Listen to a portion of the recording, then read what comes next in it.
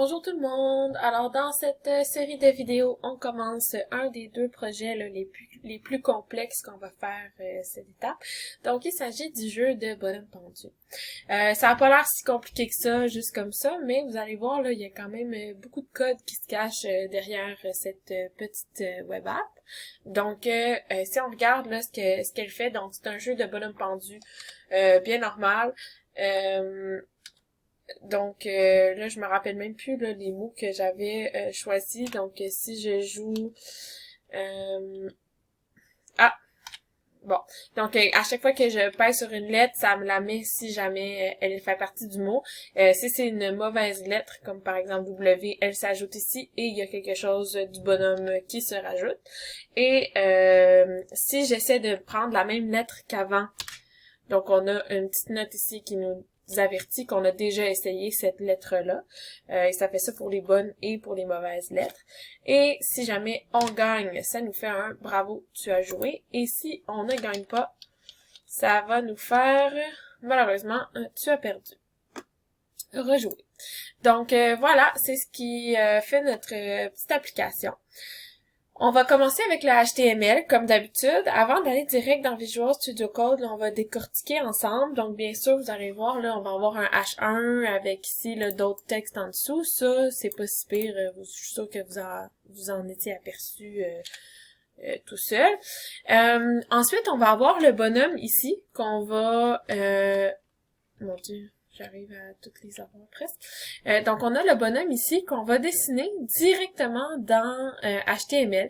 Donc, vous allez voir, on va le dessiner avec SVG. Ouais, vous allez voir, là, c'est quand même assez le fun, c'est sympathique. Et puis, bon, donc on a le dessin là qui va être fait directement dans HTML. On va aussi avoir ici, là, une boîte pour mettre toutes les lettres qui sont mauvaises. Donc, on va se faire un div pour les wrong letters. On va aussi avoir un div pour le mot qui est à deviner. On va avoir un autre div ici pour les petits messages de « t'as déjà essayé cette lettre-là ».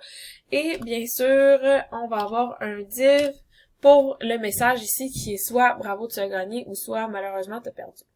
Donc, ce sont toutes les parties de notre page. Super! Donc, c'est parti. Ici, j'ai un document là, complètement, en fait, rien d'ouvert dans Visual Studio Code. Alors, je vais aller ouvrir le dossier dans lequel on va travailler. Ben, vous travaillez où vous voulez. Moi, je vais ouvrir le dossier dans lequel je travaille. Ici, sélectionné. Voilà. On va commencer par se créer nos trois fichiers comme d'habitude. Donc, index.html.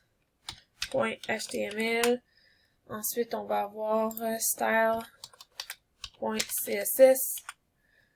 Ensuite, on va avoir script.js. Voilà. On commence toujours avec notre HTML. Ici, on va mettre la base. Ici, moi, je l'appelle bonhomme pendu. Vous pouvez l'appeler comme vous voulez. Et c'est parti. On va linker notre CSS en haut du titre. Donc, link. Ici, href, il s'appelle style.css. Super. Ensuite, on va aller linker notre script. Voilà. Et lui, on l'a appelé script.js. Super. J'ouvre tout ça dans Live Server, qui va apparaître juste ici. Et pour l'instant, c'est complètement vide. Donc, c'est parti pour le HTML. La première chose qu'on voit sur notre page, ce sont les deux titres ici. Donc, allons-y là, pour ces deux titres-là. Le premier, ça va être un H1. Je vais l'appeler juste bonhomme pendu, tout simplement. Et en dessous, je vais mettre un paragraphe. Et je mets pas de classe là, parce que c'est pas comme si on avait beaucoup de texte, là, donc ils vont être assez faciles à sélectionner. Bon, les consignes, trouve le mot caché. Là, vous pouvez vous amuser avec les consignes, faire ce que vous voulez. Entre une lettre à la fois.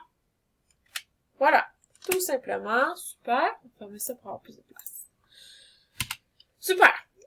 Maintenant, ce qu'on va faire, c'est qu'on va dessiner le bonhomme pendu avec le SVG. Donc, comment on fait ça? Mais premièrement, il faut se faire un tag SVG, ok? SVG, si vous savez pas, c'est un format d'image ou de rendu visuel qui est par pixel, donc qui peut s'agrandir, ça fait pas pixelisé. Donc là, ça a l'air qu'il fait pas tout seul, on va le faire pour lui. SVG... Et là, il faut qu'on lui donne une dimension, ok? Fait qu'on va lui donner une hauteur totale. Puis ça, c'est pas une partie en général de notre dessin, mais c'est notre dessin, c'est quoi la grandeur de la boîte dans laquelle on veut notre dessin, ok? Donc, on va lui donner un height de 250, un width de 200, vous allez tout sur large, et une classe de figure contenant. OK? Parce que, dans le fond, ça va contenir toute notre figure ici, tous nos dessins, dans le fond, vont être contenus dans ce SVG-là. Donc, pour l'instant, on n'a rien, c'est normal, ça nous a juste créé une boîte vide. Donc, voilà. Et là, juste avant que j'oublie, dans le fond, on va se faire un div là, pour contenir tout le jeu au complet, donc toutes les parties ici. Et puis comme ça, on va pouvoir là, mieux les positionner sur notre page. Donc, on va se créer un div avec jeu contenant, par exemple, une classe. Donc, div.jeu contenant. Et là, je vais juste venir chercher ça ici pour le mettre dedans. Donc voilà, c'est tout. J'avais juste oublié cette petite étape. Voilà. Donc, comment est-ce qu'on dessine à l'intérieur d'un SVG? Ben, en fait, c'est super facile. Donc, on peut faire plusieurs formes. Nous, on va commencer avec une ligne.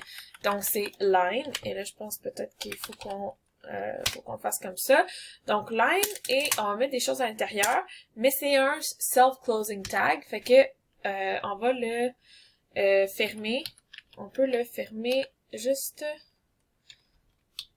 comme ça en rajoutant ça ici à la fin. Ok, donc on va pouvoir mettre toutes nos choses ici là au milieu. La première ligne qu'on va dessiner, en fait, comment ça marche, c'est qu'on donne une position de X et de Y pour le premier point, puis une X et Y pour le deuxième point où on veut que ça termine. Donc, on va avoir un X1 est égal à une position, on va avoir un Y1 est égal à une position, on va aussi avoir un X2 qui est en fait la fin de la ligne est égal à telle position et un Y2 est égal à telle position. Notre première ligne, et là la position, c'est dans ce 250 par 200 pixels-là. Donc la première ligne, on va la faire qui commence avec une hauteur en X. On se rappelle le X, c'est comme ça ici, donc c'est sur l'axe horizontal, et le Y, c'est à la verticale. Donc on veut qu'il commence à 60 pixels du top. En fait, excusez-moi, on veut qu'il commence à 60 pixels du côté ici à gauche, donc il va faire 60 pixels, il va commencer là. Ensuite, on veut que la ligne ici, elle se rende jusqu'à 140 pixels, donc le X2, on va mettre 140. Le Y, ben lui, on va le partir à 20, donc il va être à 20 pixels du top, puis à la fin, il est encore à 20 pixels du top, donc le Y2 reste 20. Et là, si j'enregistre et que je retourne dans mon chose, vous allez voir, on ne voit rien du tout. C'est parce qu'on a besoin d'un petit peu de CSS pour pouvoir voir notre ligne. Donc, on va aller dans CSS et on va juste rajouter là, les styles nécessaires pour voir notre code. Donc, on va lui mettre un background color. Oups, voilà.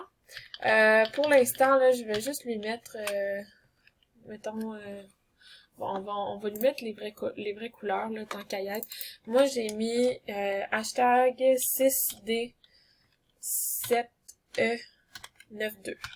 Donc ça, c'est ce que j'ai mis. Vous mettez ce qui vous intéresse. Et on va lui donner une couleur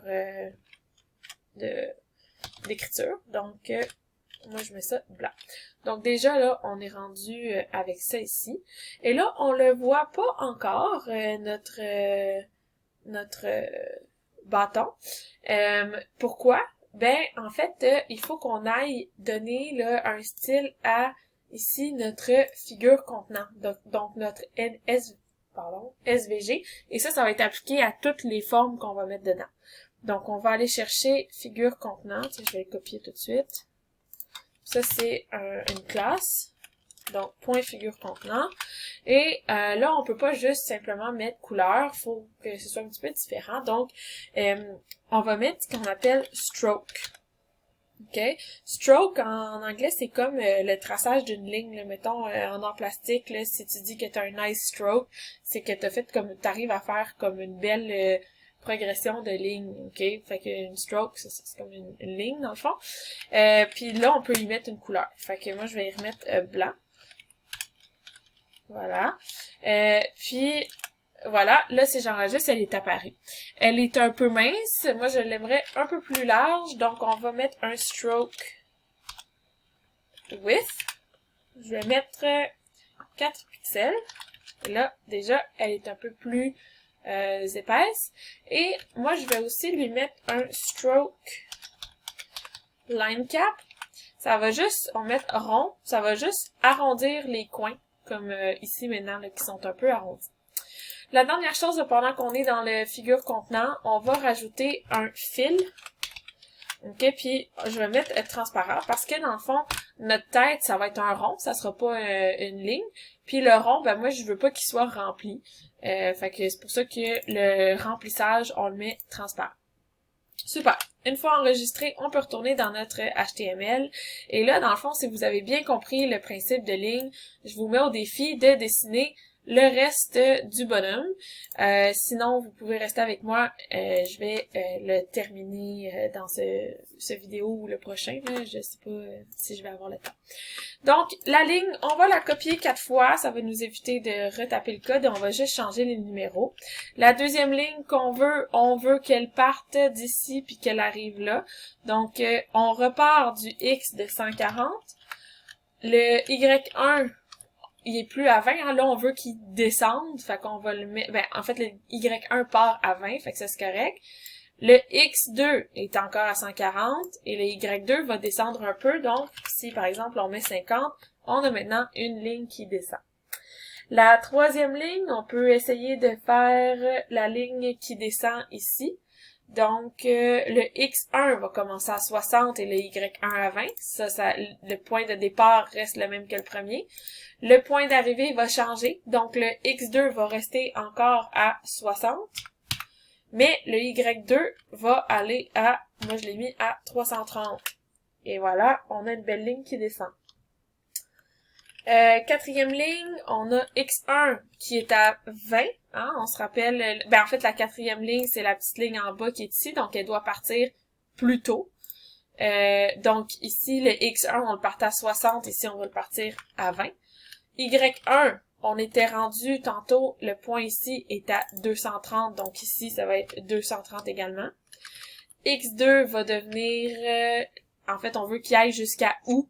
On part d'ici, puis on veut qu'il aille jusqu'à où? Ben ici, on a fait 40 ici, ça veut dire 40 à l'inverse aussi, donc 60 plus 40, ça va faire 100. Ah, on a fait une petite erreur ici. Le X1... Ah, non, c'est juste qu'on n'a pas encore fait le Y2. Donc, il part là, mais là, après ça, le Y, on dit qu'on veut qu'il soit à 20, alors que c'est pas vrai. On veut que le Y reste à 230. Voilà. Super. Donc, je vous laisse là dans le prochain vidéo. On s'attaquera au petit bonhomme. Bye, guys!